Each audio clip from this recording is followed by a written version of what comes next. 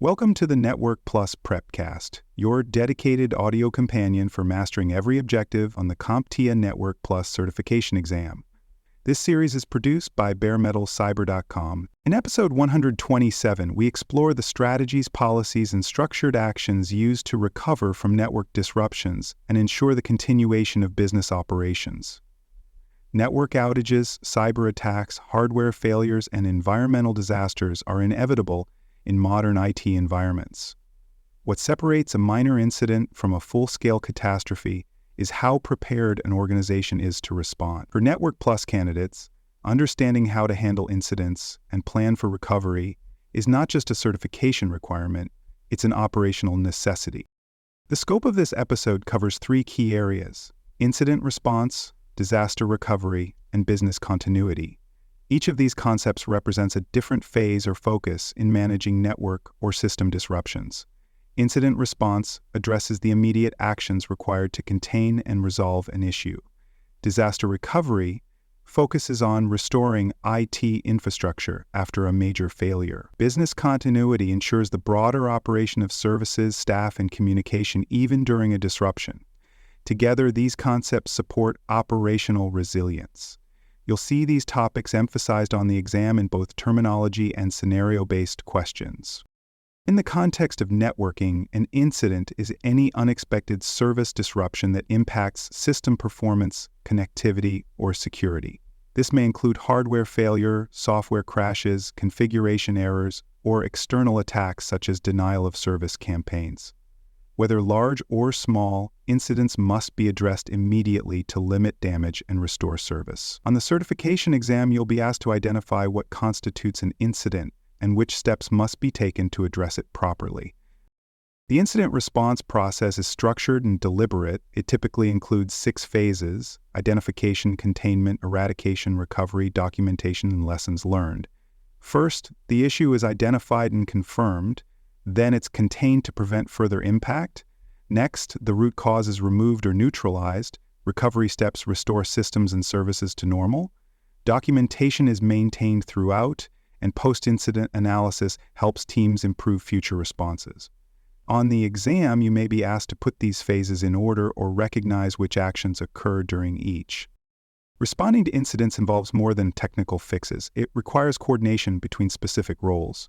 Most organizations have a designated response team that includes technical responders, communicators, and decision-makers. There must also be defined communication channels so teams can escalate issues and request support as needed. This structure helps avoid confusion, ensures accountability, and provides leadership with the information needed to make decisions. On the exam, questions may cover the roles of incident responders and how communication is managed during a crisis. Documentation during incidents is not optional. It's essential. This includes logging what was discovered, how the issue was addressed, which systems were affected, and how long recovery took.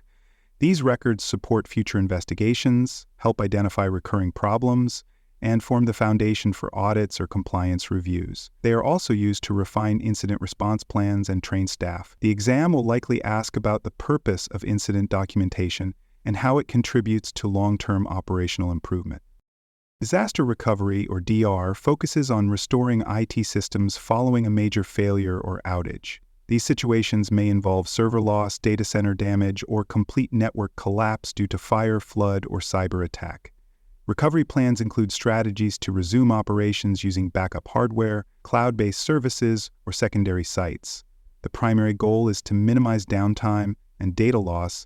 On the exam, expect to see DR associated with infrastructure restoration, and to differentiate it from broader continuity planning.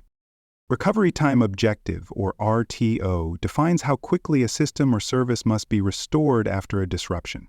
It sets the maximum acceptable downtime, and it's used to guide investment in recovery systems and prioritization of response. Critical systems like VoIP or customer databases usually have shorter RTOs, while less essential services may tolerate longer recovery windows. You'll need to know this term and its significance on the certification exam, especially when comparing service level expectations. Recovery Point Objective, or RPO, identifies how much data loss is acceptable during a recovery scenario. It answers the question, How old can the restored data be before the loss is unacceptable? If a company backs up its data every hour, the RPO is 1 hour. Systems with sensitive or rapidly changing data require low RPOs and more frequent backups. The exam may ask you to interpret RPO in backup strategies or compare it with RTO in planning scenarios. It's important to distinguish between disaster recovery and business continuity. DR focuses specifically on IT system restoration, getting servers, databases, and connectivity back online. Business continuity goes further by ensuring the organization can continue operating even if systems are down. It includes alternate work locations, employee communication plans, and access to necessary tools or documents. Both DR and continuity planning are coordinated under a larger resilience strategy. The exam will often ask you to identify which plan focuses on what and how they complement each other. A business continuity plan includes strategies for keeping the entire operation functional during disruptions. This could mean relocating staff to a backup office, using cloud services to access files, or rerouting phones to ensure customer support continues. It also includes defining how and when to communicate with customers, employees, and partners. Plans may contain contingencies for pandemic response, power loss, or supplier disruption. On the certification exam, expect to identify continuity plan components and how they contribute to keeping business operations stable. For more cyber content and books, please check out cyberauthor.me. Also, there are other podcasts on cybersecurity and more at baremetalcyber.com.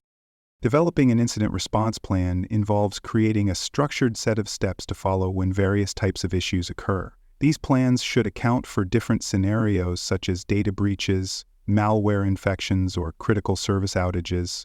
Each plan outlines who is responsible, how issues are escalated, and what actions are taken to contain, eliminate, and recover from the incident. Plans must be regularly reviewed and updated to reflect new technologies, threat landscapes, and organizational changes. On the exam, expect questions about what components should be included in a response plan and how it supports effective incident handling.